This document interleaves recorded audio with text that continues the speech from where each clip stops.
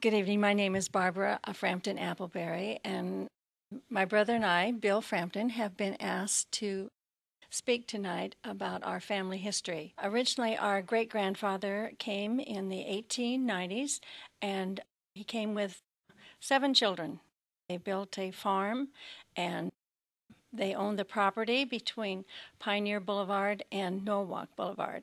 My father went to work at the ice house in 1929 on a part-time job, but it didn't take him long to figure out that he was a very good man, and he worked there from 1929 until the early 60s when they ended up selling it to him. I went on the truck with him, as my sister did when we were old enough to push a 300-pound block of ice and help him unload.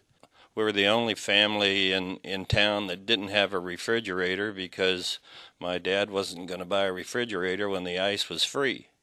So every other day he'd come home with the old Model T with a 50-pound block of ice strapped on the bumper and the fender, and we'd put that in there, and that was our refrigerator for many years. Other than that, the ice business went. We moved off of Pioneer, where the original ice plant was. You had the ice plant, you had the lockers there and the butcher shop, and then you also had Prescott Sheet Metal and Prescott Hardware there. It was all in the same building, and that was all at Pioneer and Artesia Street. And then in the 60s, we built a new plant back on Clarkdale, which at that time was still a dirt road, and operated out of there, and we're still operating out of there.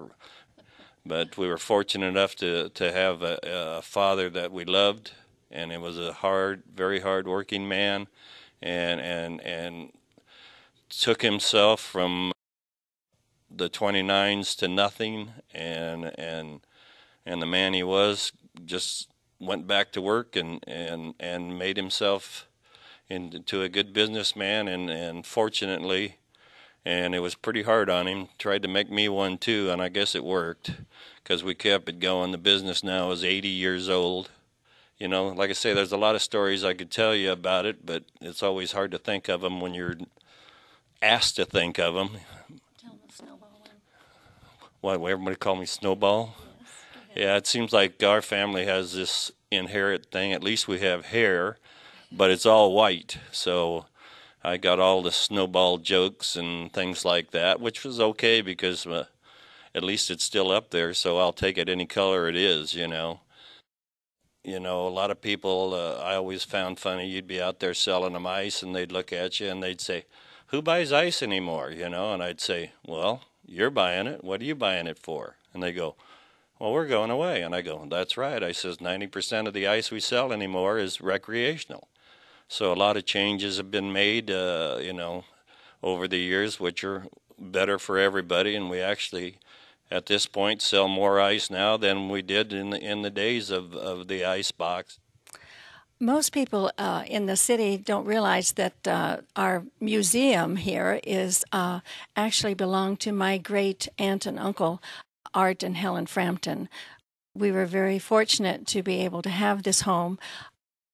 It was donated to the Artesia Historical Society by Wayne Dantema, and at the time we did not know where we were going to put it. With the help of the city and lots of people, we were able to move this home in the middle of the night, and one of the fun adventures was that the Artesia Bakery that night was baking donuts, and they came out with trays of donuts and served everyone. There are at least 500 school children that come through our museum every year, and we are open the second Saturday of the month from 1 to 3, and it's located on Corby and 187th Street. So I'm sure you've looked at some of the memorabilia that we've had out tonight, and if you haven't, please come back to the tables and look at them. And we're always looking for people to tell their story and give us information about their lives here in Artesia. Anyway, my sister and I both would like to take the opportunity to thank the city of Artesia. You know, we're so happy with their last 50. and wish him nothing but the best for the next 50, of which I hope I'm here to speak again. But don't put any odds on it, whatever you do. But anyway, to the mayors and to the people here and to the councilmen, thank you for having us here, and wishing you the best for the next 50 years of prosperity and success. I would like to thank the city of Artesia for asking us to do this video today or tonight. And also, I would like to say that this town, it's been wonderful for my family, starting back in the 1800s, and even up to this day. It's a place that I'm raising my children and at least 5 grandchildren, and I can't think of a better place I would like to have them raised in. And it's a wonderful community, and thank you.